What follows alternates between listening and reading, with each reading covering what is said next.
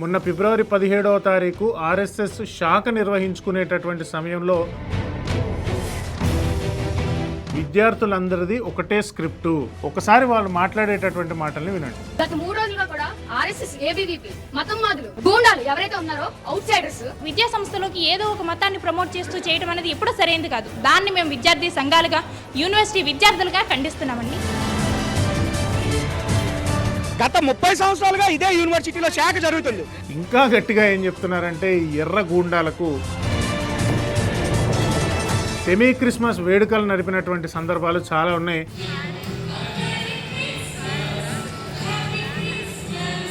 అదే 16వ తారీఖు నుంచి 20వ తారీఖు విశాఖపట్నంలో ఇంటర్నేషనల్ ఫ్లీట్ రివ్యూ అనేటటువంటి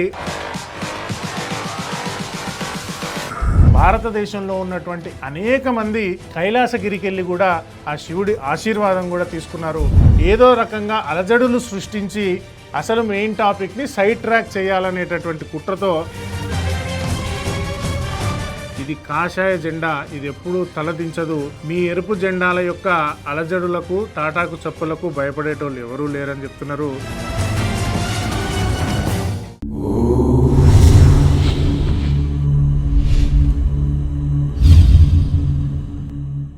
అందరికీ నమస్తే, జై శ్రీరామ్. నేను కళ్యాణ్ శివశక్తి.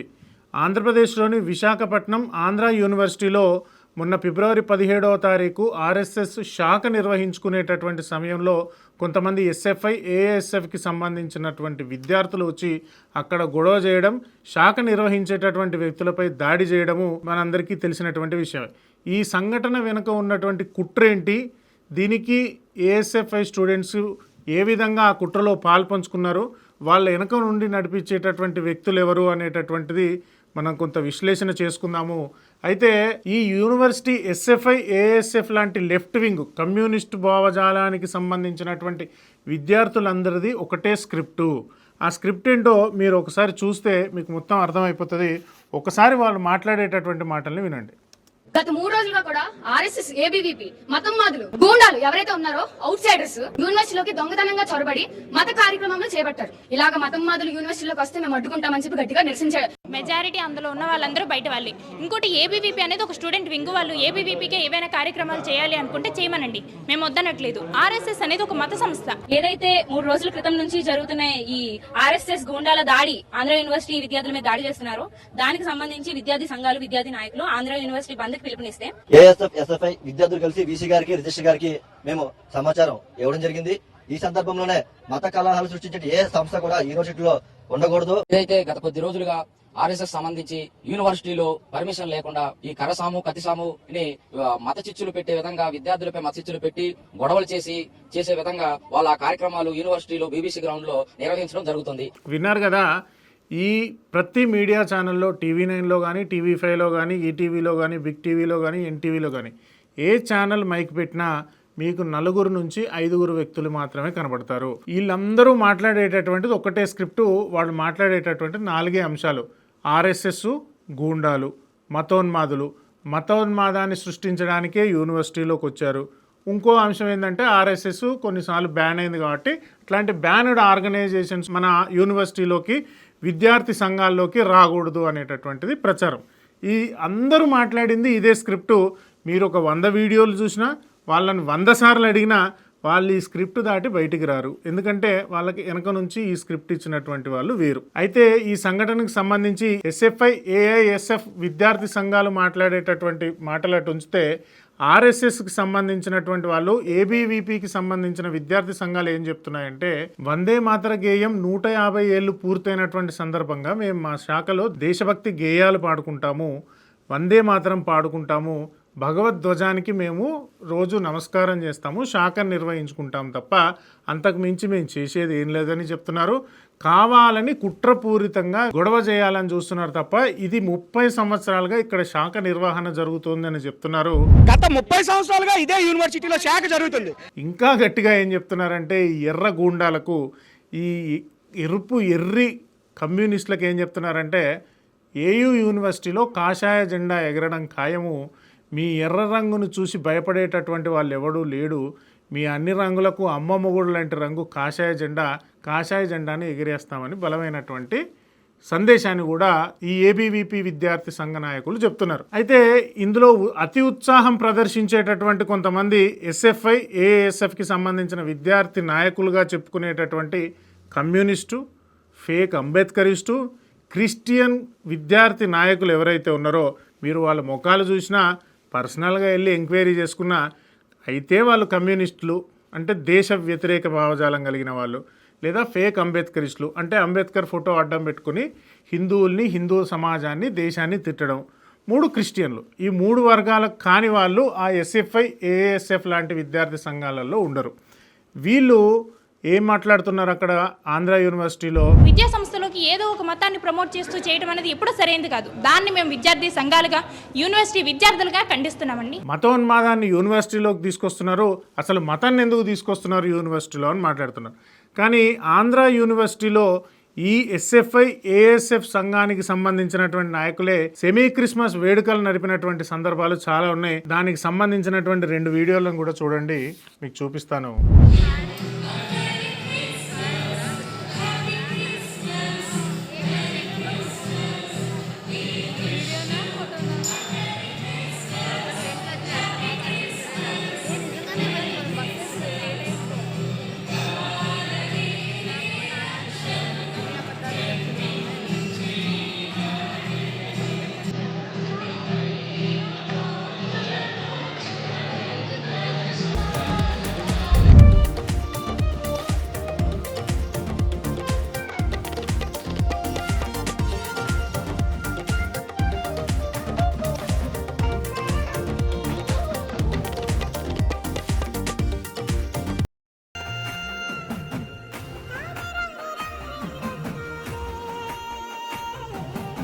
చూశారు కదా, ఆంధ్ర యూనివర్సిటీలో సెమీ క్రిస్మస్ వేడుకలు చేసుకోవచ్చు, డ్యాన్సులు వేయొచ్చు, ఏసురాజా అని పాటలు పాడచ్చు. కానీ ఆర్ఎస్ఎస్కి సంబంధించినటువంటి వాళ్ళు దేశభక్తికి సంబంధించిన వందే మాతర గీతాన్ని పాడినా, దేశభక్తిని పెంపొందించేటటువంటి మాటలు మాట్లాడినా ఈ కమ్యూనిస్టులకు, ఈ ఎరుపు విద్యార్థి సంఘం నాయకులకు కడుపులో కుతకుతలాడిపోతూ ఉంటుంది. వీళ్ళకు దేశానికి ఉపయోగపడేటటువంటి ఏ పని చేసినా, దేశభక్తిని పెంపొందించే ఏ పని చేసినా వీళ్ళు ఆ రోజు రాత్రి నిద్ర కూడా పోరు. ఏమిరా ఉపయోగం దేశానికి, ఏదన్నా పని చేసుకోరా బేవకు అన్నట్టుగా కమ్యూనిస్టుల వ్యవహారం ఉంటుంది. అయితే ఈ ఎస్ఎఫ్ఐ ఏఎస్ఎఫ్ సంఘాలకు సంబంధించిన నాయకులకు గత 30 సంవత్సరాలుగా నిర్వహిస్తున్న శాఖ వల్ల వచ్చిన ఇబ్బంది లేదు. కానీ గత 2-3 రోజులుగా శాఖ నిర్వహిస్తుంటే వాళ్ళకి ఎందుకు కడుపు మండింది అనేదాన్ని మనం ఒకసారి లోతుగా విశ్లేషణ చేస్తే అదే 16వ తారీఖు నుంచి 20వ తారీఖు విశాఖపట్నంలో భారత నౌకాదళము ఇంటర్నేషనల్ ఫ్లీట్ రివ్యూ అనేటటువంటి ఒక అద్భుతమైనటువంటి కార్యక్రమాన్ని నిర్వహించింది. భారత గౌరవ రాష్ట్రపతి ద్రౌపది ముర్ము గారు ఆ కార్యక్రమానికి విచ్చేశారు. అదే 17వ తారీఖు 70 మంది విదేశాలకు సంబంధించినటువంటి డెలిగేట్స్ వచ్చారు. ఈ ఇంటర్నేషనల్ ఫ్లీట్ రివ్యూ అంటే ఒక పరేడ్ లాంటిది. అంటే మనం ఏ విధంగా అయితే సైనికులు మార్చ్ చేస్తారో భారతదేశంలో ఉన్నటువంటి లేదా ప్రపంచ దేశాలలో ఉన్నటువంటి అధునాతన టెక్నాలజీ కలిగినటువంటి నౌకలు నౌకా పరేడ్ చేస్తాయి అన్నమాట. మనుషులు ఏ విధంగా అయితే పరేడ్ చేస్తాయో విశాఖపట్నం పోర్ట్ ఏరియాలో ఫ్లీట్ పరేడ్ అంటారు. అంటే నౌకల పరేడ్.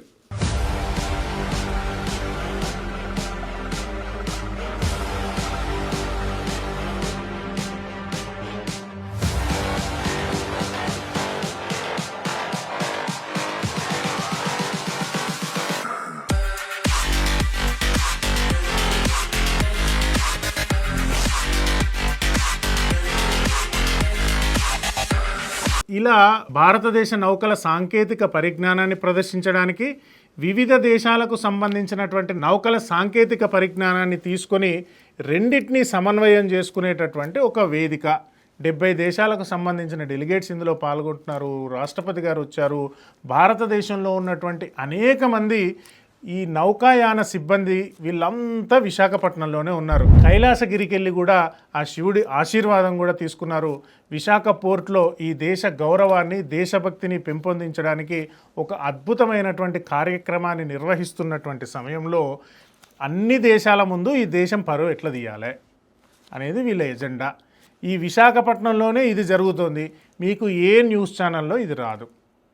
ఈ TV9 ఎన్టీవీ ఇట్లాంటి న్యూస్ ఛానళ్ళు కూడా ఆడెవరిని తిడుతున్నాడు వీడెవరిని తిడుతున్నాడు అని తీసుకెళ్ళి గొట్టాలు పెట్టడమే తప్ప ఇంత అద్భుతమైనటువంటి కార్యక్రమాన్ని మన ఆంధ్రప్రదేశ్లో నిర్వహిస్తున్నాము అనేటటువంటి గర్వం లేకుండా ఒక చీప్ ఫెలోసు మాట్లాడేటటువంటి చిల్లర మాటల దగ్గర తీసుకెళ్ళి గొట్టాలు పెట్టి వాళ్ళు మాట్లాడేటటువంటి మాటలు పెట్టి ఈ మాటల్ని సమాజానికి ప్రచారం చేస్తున్నారు. కానీ ఈ దేశం యొక్క నౌకాయాన సంపత్తి ఏ విధంగా ఉంది, మనం ఏ విధంగా మన టెక్నాలజీని పెంపొందించుకుంటున్నాము, నేవీ బేసెస్ని ఏ విధంగా పెంపొందించుకుంటున్నాము అనేటటువంటి విషయాన్ని యువతకు తెలియజేస్తే వాళ్ళల్లో కూడా ఉత్సాహం పెరిగి ఈ నేవీ సిబ్బందిలో కానీ ఎయిర్ ఫోర్స్ సిబ్బందిలో కానీ చేరుతారు.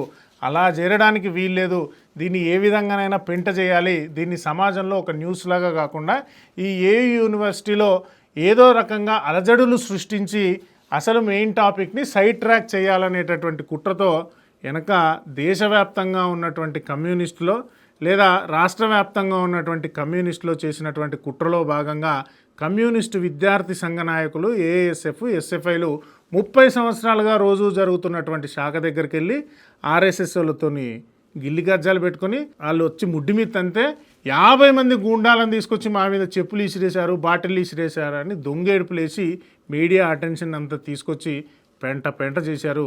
దయచేసి ఇప్పటికైనా మీడియా వాళ్లకు, జాతీయవాద అని చెప్పుకునేటటువంటి పెద్ద మీడియా సంస్థలకు, జాతీయవాదులకు రిక్వెస్ట్ చేసేది ఏంటంటే ఈ ఇంటర్నేషనల్ ఫ్లీట్ రివ్యూ మీద దయచేసి ప్రజలకు తెలియజేయండి.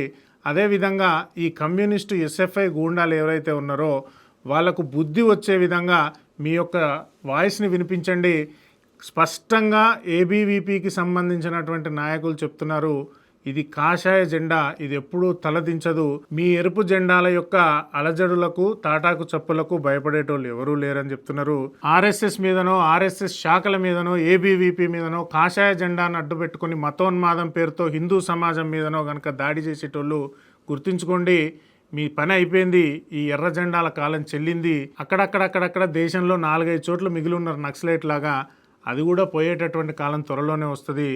ప్రతి ఒక్క హిందువు ఈ కమ్యూనిస్టుల కుట్రలను తెలుసుకుని, కమ్యూనిస్టులు దేశానికి ఏదైతే మంచి అని చెప్తున్నారో అది ఈ దేశానికి ప్రమాదకరమని, కమ్యూనిస్టులు ఏదైతే దేశానికి మంచిది కాదని చెప్తున్నారో అది ఈ దేశానికి చాలా ఉన్నతమైనది, ఉత్కృష్టమైనది, ఉపయోగకరమైనదని చెప్పేసి అందరూ తెలుసుకోవాలని కోరుకుంటూ జై శ్రీరామ్, జై హింద్.